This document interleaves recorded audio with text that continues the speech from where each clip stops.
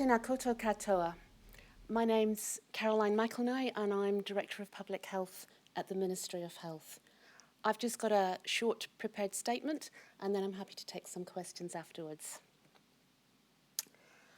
The Ministry of Health is sad to report the country's second death linked to COVID-19.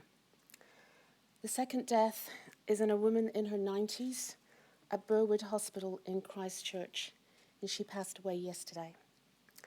The woman had recently returned a positive test to COVID-19. As we have seen around the world, COVID-19 can be a deadly disease, particularly for elderly people and also those with underlying health issues. Now, New Zealand's first death linked to COVID-19 was on March the 29th on the West Coast in a woman in her 70s with underlying health conditions. And as in that case, the country's thoughts will be with the Christchurch woman's family and loved ones at this time. Understandably, the family will take time to grieve, and we would ask media to please respect their privacy. In this case, we can say that the woman was one of a group of 20 residents transferred from Rosewood Rest Home and Hospital to Burwood Hospital earlier in the week as part of the Canterbury District Health Board's cluster management process. Those residents were relocated to a ward at Burwood to allow them to isolate together in a group bubble. The woman who sadly died had experienced a number of common age-related health conditions prior to her testing positive for COVID-19 this week. Because of the current alert level 4, no family members were able to visit the woman in hospital in recent days and were not able to be present when she passed away. However, hospital staff were able to provide her with comfort and support, and we thank them for that. This latest sad news reinforces the importance of our move to alert level 4 and the measures that we are all taking to limit spread, break the chain of transmission, and prevent deaths. Our health system will continue to do everything that we can to support the fight against COVID-19. Canterbury District Health Board will be able to provide additional information this afternoon relating to the ongoing care and support of the other Rosewood residents and their families. I'd like to now give you an update on our numbers. Today, there are 44 new cases of COVID-19 to report.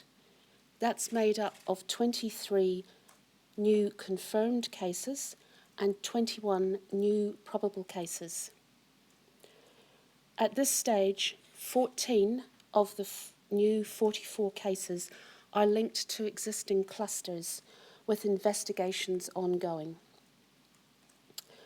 There are now 373 reported cases of COVID-19 which we can confirm have recovered, and that's an increase of 56 on yesterday. We can continue to report that we have more people recovered than new combined cases. The combined total of confirmed and probable cases in New Zealand is 1,283. And just an update on those in hospital. Today there are 16 people in hospital. That includes 4 in ICU, 1 each in Wellington, Waitemata, Counties Manukau and Southern DHBs. 2 of these ICU patients in Southern and Waitemata are in a critical condition. For those cases that we have information on, we are still seeing a strong but declining link to overseas travel at 40% and ongoing links to confirmed cases within New Zealand at 44%. That includes those in clusters that we already know about, with community transmission at about 2%. There are still cases that we continue to investigate, and that's about 14%. There are still 12 significant clusters. Our 3 largest clusters remain the same. Waitemata, which now has 69 cases linked to it, and that's up 5 from yesterday. Bluff, which has 87 cases, and that has not changed since yesterday, and Marist College at 84, which is also no change. Thank you. I'm happy to take questions. What were the underlying conditions of the illness of the woman who died? You say they were age-related problems. Can you tell us what they were? I'm unable to give any further details on that. This was an elderly, frail woman. Is anyone related to that woman or who's been in contact with that woman recently? Are they displaying symptoms or are they off the case? So the woman was part of a group from the Rosewood Rest Home, and they are being investigated as a group by Canterbury District Health Board. Any of the patients at Rosewood who were also within that isolation group as that woman, are any of them also in critical condition? Not that I'm aware of. There are some who have got symptoms and who have been tested, and they are part of the cluster that's reported for Canterbury, but I'm not aware that any of them are in a critical condition. I haven't been briefed otherwise. I have asked about their condition, and they are symptomatic, but they appear to be well whilst symptomatic.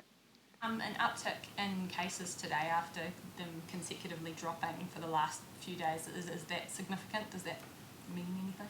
Well, I think it just confirms that we can't be too complacent about the numbers that we're seeing. I think we're still generally heading in the right direction, and that is really affirming to see that. But it very much emphasises that we're not out of the woods. We can't be complacent. We would expect to see numbers to go up and down in the immediate short term. What I can say is that the increase that we've seen have been a number of cases that are linked to clusters. And we do expect with our clusters to see a bit of ongoing transmission. Those are particularly happening from events that happened prior to lockdown, but we're seeing some ongoing spread within the households of those people who were affected, and we may continue to see a few more cases in that situation. There has been sorry. Is there any indication as to how this woman, how the virus came into that rest home? Well, that's being investigated by Canterbury District Health Board.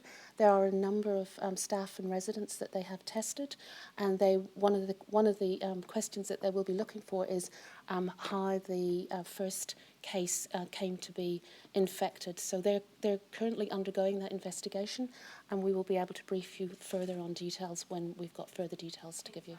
How many staff and residents have been tested at this point? I don't have the complete number of people who were tested, but bear in mind that a number of these residents are elderly and frail, and so this is where the probable definition comes in, where we may not have been able to test people because it's not a pleasant test, and particularly for older people who may not understand exactly why the test is being done. They may not have been tested, but because of their close proximity and the group that they've been part of, they have been deemed to be a probable case. So the total of the confirmed and the probable does not necessarily mean that they've all been tested. There has been a dip of testing numbers at the weekend. With it going into the long Easter weekend, are you expecting much of an impact on those testing numbers?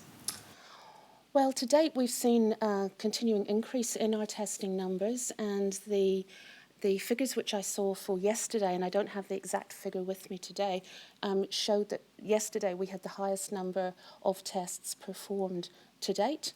So we are monitoring the numbers over the weekend. We may see a decline in those figures, but on the whole, our pattern has been increasing number of tests, and that's what we're really encouraged by, that we are seeing a lot of tests.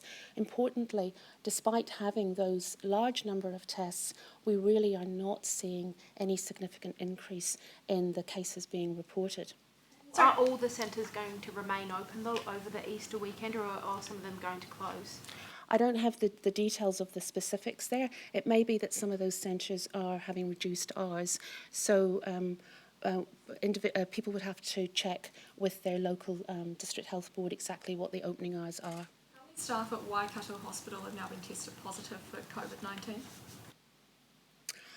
I don't have the details of that to hand, but I am aware I'm aware that there were 2 staff who tested positive yesterday, with some further test results expected. On that case in the Waikato Hospital, we understand that 2 of the staff were infected after being told to remove PPE. How concerning is that? I'm not aware of the details there. The Waikato District Health Board is fully investigating the situation there in conjunction with their public health unit. So I'm not aware of any specific details there. I am aware that PPE is available for staff. There is no shortage of PPE. So I don't actually know the details of that. Would it be a concern if they were infected after they'd been told to remove PPE? I just don't know the details of that particular situation. I'm sorry. We've been contacted by staff from Auckland and Christchurch DHB saying they're facing similar issues to Waikato with access to PPE. Is it being rationed? No, definitely not. PPE is not being rationed. We are aware that there's been some issues with distribution of PPE. The country does have sufficient stocks of PPE, and we've been working closely with DHBs to ensure that distribution chain is moving smoothly. Any healthcare staff who are having issues with PPE should contact their DHB and find out why that's happening.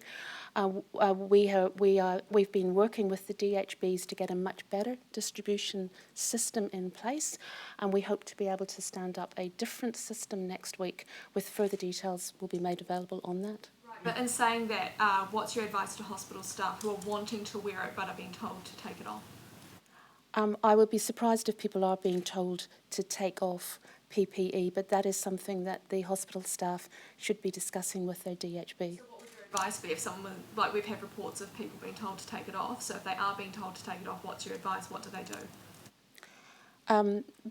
We have very clear guidance on our website about the use of PPE and when PPE use is required for healthcare workers. I would suggest that individuals look at that advice as a first point, because that's our clear guidance about when you do need to use PPE. And if people are still concerned that their DHB is giving them different advice, then that's when we would advise them to contact us at the Ministry. Reports out of Hamilton that there are some people door knocking and leafleting over the Easter weekend, sort of spreading the message of the faith, I suppose. Obviously, that goes against the guidance the government's issued. Do you have a message to people who are actually struggling to probably practice their faithful Easter in a different way this time round? We recognise that it is a challenge for many people. This is a Easter unlike other Easters, but I really want to re-emphasise the Prime Minister's message that this is a time for us all to get behind the country and stay at home over Easter. And I think I'm aware that many churches have already put in place online coverage of services so that people can still worship in the way that they wish to worship, but still be able to stay at home and follow our guidance. The emphasis of new cases switches from mainly being connected to overseas travel to mainly being connected to existing cases or sort of being new, clusters springing up seemingly from nowhere. How does that change the way that the government is fighting this thing? Does it change your overall strategy? No, it doesn't change our strategy at the moment because we're in level 4 lockdown and we're aiming for elimination. But what it does mean for these last 2 weeks, what it means is that we have to be very aggressive at stamping out the new cases that pop up and really understanding why they're popping up and what the circumstances have been there.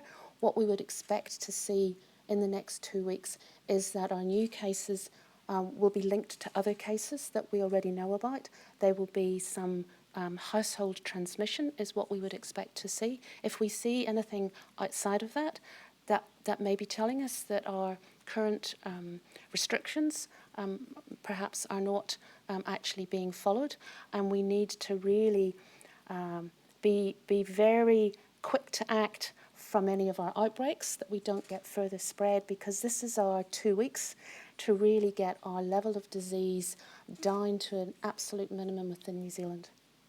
Member Back who works to- on the same Sorry. ward, a staff member who works on the same ward as the nurses who have contracted COVID-19 in Waikato Hospital has been told to go into work despite the fact that it's the same ward that as the people who contracted the virus. Are you sure that enough is being done to stop the spread? I don't know the details of that particular situation, but I have spoken to the CEO of the District Health Board yesterday, and the infection prevention and control practitioners in the hospital are managing and dealing with that.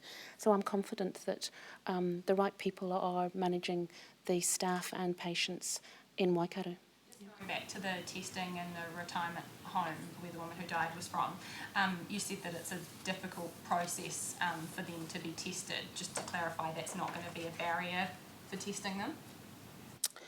Well, I think you have to consider the purpose of testing in these sorts of situations where you have a group of people who have been exposed to COVID-19 and are displaying symptoms that fit COVID-19. In that situation, the benefit of a test is really not going to tell you anything more. The group are being managed as a whole as if they have COVID-19, so they have been isolated and they're being managed appropriately.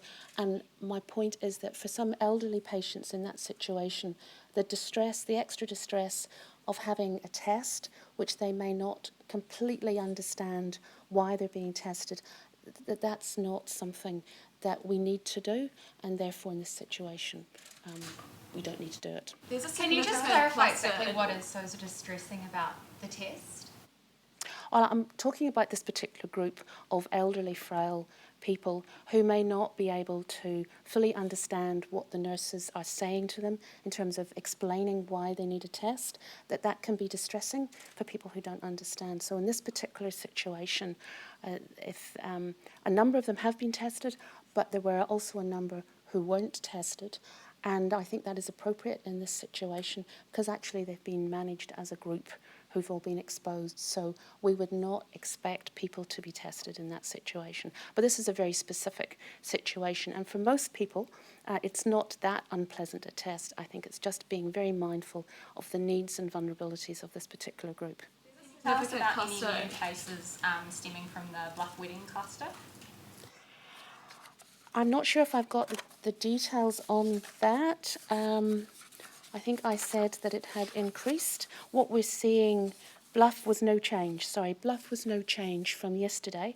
What we have been seeing with Bluff was an event that led to quite a number of cases who were there at the event itself. Quite an explosive event, if you like. It was a social event, and that's where we're seeing quite a number of clusters, not just within New Zealand, but it's being observed across the world, that social occasions act as a very efficient vector for spread of disease. But what we're seeing with the recent cases linked to the Bluff wedding is these are cases occurring in the households of people who were at the event. So it's the next generation, but it's been very contained because it's been in those households.